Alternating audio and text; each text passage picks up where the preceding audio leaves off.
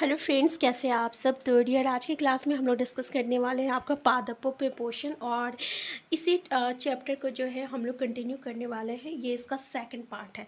तो चलिए स्टार्ट करते हैं। तो इससे पहले हम लोग क्या देखे थे, इससे पहले हम लोग देखे थे कि पोषक तत्व क्या होता है और पोषण क्या होता है। इसके अलावा हम लोग पोषण के प्रकार देखे थे, जिसमें हम लोग शॉपोसी के बारे में डिस्कस किए थे कि जैसे पौधे जो होते हैं अपने खाना स्वयं संश्लेषित करते हैं प्रकाश संश्लेषण के द्वारा।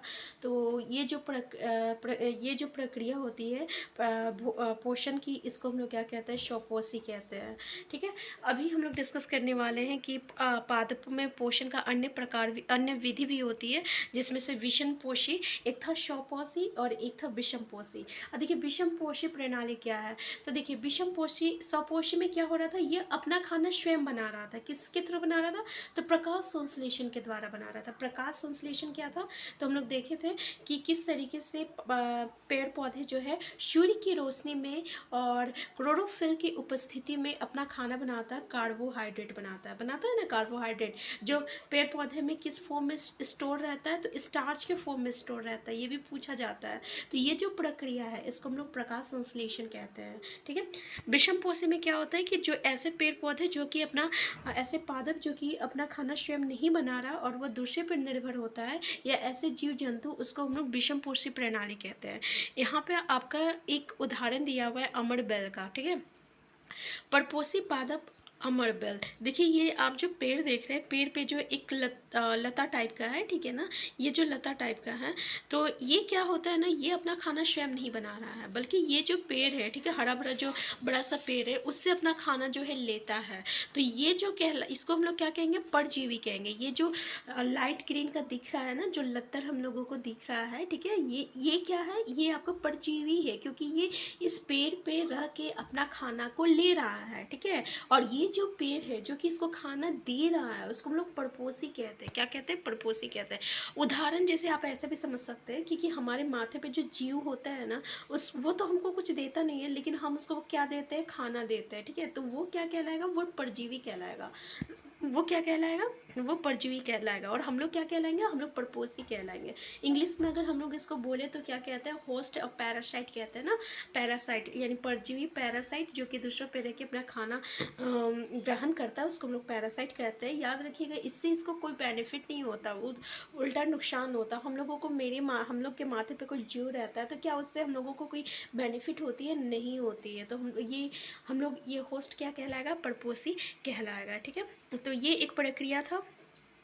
फिर एक होता है आपका कीटभक्षी पादप। क्या होता है, तो देखिए कुछ जीव जंतु ऐसे होते हैं ना जो कि यानी दूसरे जीव जंतु को, यानी कुछ पादप ऐसे होते हैं ना कि दूसरे मतलब कि क्या कहते हैं उसको, छोटे छोटे जो कीड़े होते हैं, तो उसको वो खाते हैं, तो उसको हम लोग कीटभक्षी पादप कहते हैं। यानी आप सुने देखे भी होंगे, टीवी उवी में कभी डिस्कवरी में दिखाता ही होगा, चाहे इधर उधर के ही देखे होंगे कि कुछ पेड़ पौधे ऐसा होता है जो कि मतलब कि जो भी जीव जंतु जो रहता है उसके पास जैसे ही आता है, तो उसकी जो ढक्कन जो रहती है वो अपने आप बंद हो जाती है। ठीक है। तो और वो क्या करता है, उसको वो खा जाता है। तो इसको हम लोग कीटभक्षी पादप कहते हैं। क्या कहते हैं, कीटभक्षी पादप कहते हैं। इसमें एक उदाहरण आपका है इसका पीचर प्लांट जिसको हम लोग खटपर्णी कहते हैं, पीचर पादप कहते हैं। आप ये जो स्ट्रक्चर देख रहे हैं ना, ये जो स्ट्रक्चर है, जैसे ही इसमें से ना एक तरह का स्मेल निकलता है, जैसे ही कोई कीड़ा मकोड़ा रहता है ना, इसकी तरफ जैसे ही आता है ना,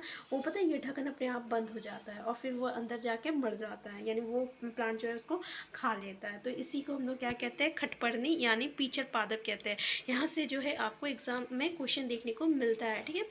यहाँ पे आप खटपर्णी, देखिए ये ठीक से आया नहीं है, पता नहीं क्यों, क्योंकि नेक्स्ट टाइम से हम कोशिश करेंगे कि ये आपको पूरा क्लियर दिखाई दे।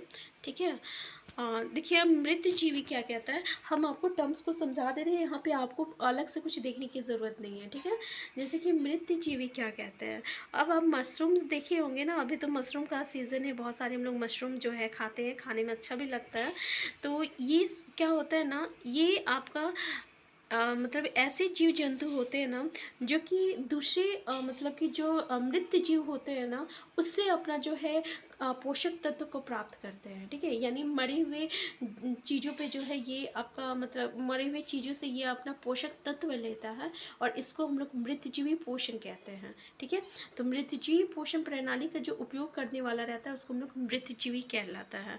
यहाँ पे जैसे कि आप देख लेते हैं, जैसे कि यहाँ दिया हुआ है, छत्रक के पैकेट सड़ी गली वस्तुओं पर उगा, मतलब कि जो मशरूम जो रहता है ना वो किस पे उगता है।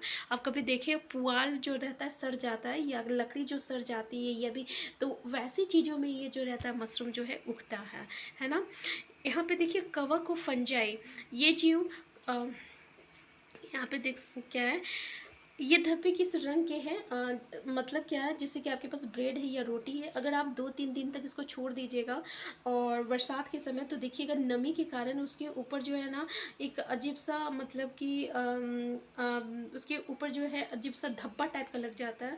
उसको हम लोग क्या कहते हैं, फंजाई कहते हैं या कवक कहते हैं, ठीक है। तो इसकी भी जो पोषण प्रणाली अथवा जो पोषण विधि होता है ना, ये क्या होती है कि ये मृत और जो विघटनकारी जो सड़ने वाली वस्तुएं होती है ना, उसकी सतह पे जो है कुछ पाचक रस होता है ना, उसको जो है स्राव करते हैं तथा उसे साधारण व विलय के रूप में परिवर्तित कर देते हैं। तत्पश्चात वो इस विलयन का जो है भोजन के रूप में अवशोषण करते हैं। देखिए ये थोड़ा सा क्या बोल रहा है कि जो सड़ी गली जो चीज़ें होती है ना उस पे जो है कुछ पाचक रस जो है वो निकालता है, ठीक है, और फिर जो है वो जो है विलय में परिवर्तित कर देता है, और फिर उसको जो है उस विलय को ये भोजन के रूप में खाता है। समझ में आ रहा है क्या कह रहा है कि सड़ी गली हुई चीज़ों में ये कुछ पाचक रस को निकालता है और फिर उसको विलय के रूप में परिवर्तित कर देता है, और इस विलय को जो है ये भोजन तत्व के रूप में खाता है।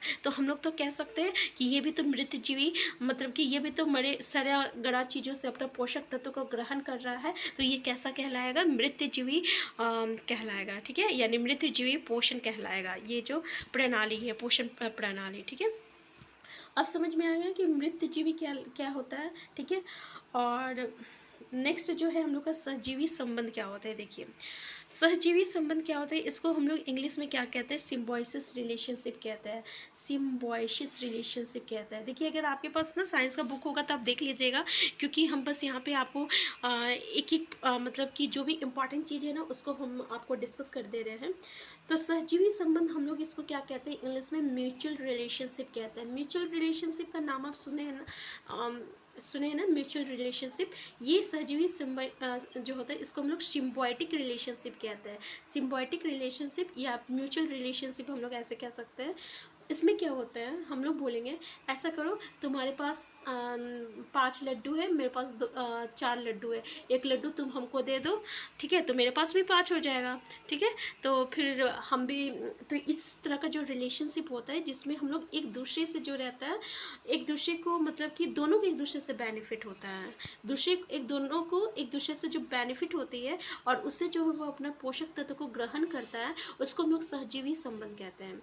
जैसे कि अगर हम लोग देखें तो लाइकन जो होता है ना, ये इसमें 2 तरह का जीव होता है, एक होता है शैवाल होता है, दूसरा जो होता है कवक होता है। शैवाल जो रहता है ना इसमें क्लोरोफिल उपस्थित होता है। अब ये क्लोरोफिल रहता है, इसका मतलब ये खाना अपना स्वयं बना रहा है, जबकि कवक में खाना अपना क्लोरोफिल नहीं रहता है।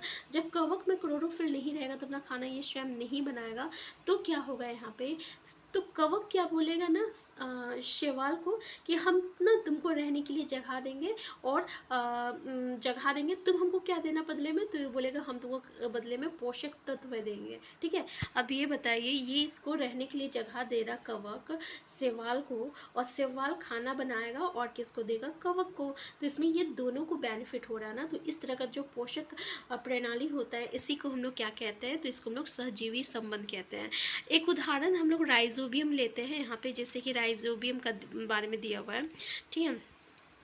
राइजोबियम, देखिए ऐसे राइजोबियम किस पेड़ पौधे में रहता है पहले ये याद रखिएगा। तो ये जैसे चना मटर मूंग सेम यानी जो फलीदार पादप होता है ना उसमें रहता है, ये उसमें रहता है, ठीक है। उसकी जो जड़ होती है ना, उसके जड़ में ये राइजोबियम रहता है। देखिए होता क्या है हम आपको बता दें, प्लांट को नाइट्रोजन की ज़रूरत होती है। किसकी ज़रूरत होती है? नाइट्रोजन की ज़रूरत है। हम लोग के एटमॉस्फेयर में नाइट्रोजन है, लेकिन पता है ये जो पेड़ पौधे हैं ना, ये जो पेड़ पौधे होते हैं, ये डायरेक्ट नाइट्रोजन को कंज्यूम नहीं कर पाता है, डायरेक्ट नहीं ले कर पाता है, ठीक है। तो इस रूट में क्या है, हम लोग के पास राइजोबियम है। ये इसके रूट में क्या है, इसके रूट में क्या है, राइजोबियम है। ये राइजोबियम क्या करेगा, एटमॉस्फेयर से नाइट्रोजन को ले लेता है और उसको कन्वर्ट कर देता है नाइट्राइट और नाइट्रेट में, नाइट्राइट और नाइट्रेट में जो है कन्वर्ट कर देगा।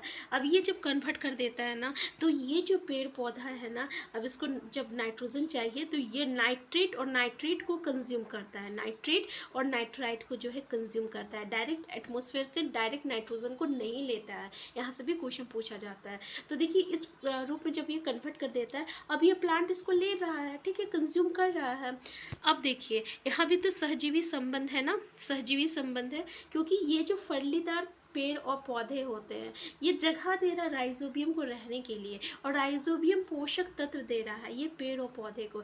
इसलिए हम लोग क्या करते हैं, साल 2 साल के बाद जब भी कोई मतलब ये फसल लगाते हैं, उसके बाद हम लोग ये फलीदार पेड़ पौधे को लगाते हैं। इससे क्या होता है ना कि उस मिट्टी की जो उर्वरता होती है ना, वो जो खत्म हो जाता है, तो वो धीरे धीरे उसकी उर्वरता जो रहती है आपका बढ़ता है, आ जाता है, और उसकी फर्टिलिटी जो रहता है बढ़ जाता है, ठीक है ना, क्योंकि ये नाइट्रोजन जो रहता है वो कंज्यूम करता है ऐसे पेड़ पौधे। तो ये था सहजीवी संबंध। तो देखिए इस चैप्टर में हम लोग क्या क्या डिस्कस किए थे, शवपौषी के बारे में देखे थे। शवपौषी में क्या था कि अपना खाना स्वयं बना रहा है, पेड़ पौधे उसमें क्या रहता है, क्लोरोफिल रहता है। क्लोरोफिल क्या रहता है, ग्रीन पिगमेंट रहता है, और इसी की उपस्थिति में यह प्रकाश संश्लेषण करता है और अपना खाना बनाता है। विषमपोषी क्या होता है, विषमपोषी जो अपना खाना स्वयं नहीं बनाता है, जिसमें क्लोरोफिल नहीं रहता है। जीव जंतु, पेड़ पौधे भी है कुछ ऐसे। परपोषी क्या होता है, जो दूसरों को रहने के लिए जगह दे रहा है, उसको हम लोग परपोषी कह रहे हैं, और पोषक तत्व दे रहा है, ठीक है। कटपक्षी पादप क्या होता है, ऐसे पेड़ पौधे जो दूसरे कीटाणु को, कीट को खा रहे, जो दूसरे जंतु को खा रहे हैं, उसको हम लोग कीटपक्षी पादप कहते हैं, जैसे कि पीचर प्लांट, खटपड़नी। पोषक तत्व क्या होता है, तो पोषक वो मतलब कि तत्व होते हैं जो कि हमारे खाने में प्रेजेंट रहता है, जैसे कार्बोहाइड्रेट, फैट, प्रोटीन, विटामिन, जो कि हमारे शरीर के लिए जो रहता है बहुत ही लाभदायक होता है। परजीवी क्या होता है, तो परजीवी वो उसको कहते हैं जो कि दूसरी जगह रहता है और अपना खाना जो रहता है ग्रहण करता है, जैसे कि आपका अमरबेल और कस्क्यूटा का जो प्लांट था, क्योंकि उसमें क्लोरोफिल नहीं था, तो वो अपना प्रकाश संश्लेषण के थ्रू अपना खाना नहीं बना रहा था, तो दूसरे सबने खाना को वो ग्रहण कर रहा था। प्रकाश संश्लेषण वो प्रक्रिया था, ये हम लोग बचपन से पढ़ते आ रहे हैं, जिससे कि प्लांट जो है अपना खाना स्वयं बनाता है सूर्य की उपस्थिति और क्लोरोफिल की उपस्थिति में। मृत्युजीवी किसको कहते हैं, तो मृत्युजीवी ऐसे जीव जंतु को कहते हैं जो कि दूसरे सड़े गले हुए चीज़ों से जो अपना पोषक तत्व ग्रहण कर रहा है, उसको हम लोग मृत्युजीवी कहते हैं, जैसे कि मशरूम। रंध्र क्या था, रंध्र स्टोमाटा, इंग्लिश में हम लोग स्टोमाटा कहते हैं, छोटे छोटे पोर जो कि पत्तों में उपस्थित रहती है, और इसी पत्ते से ऑक्सीजन जो रहता है ये बाहर निकलता है, और कार्बन डाइऑक्साइड जो रहता है कंज्यूम करता है।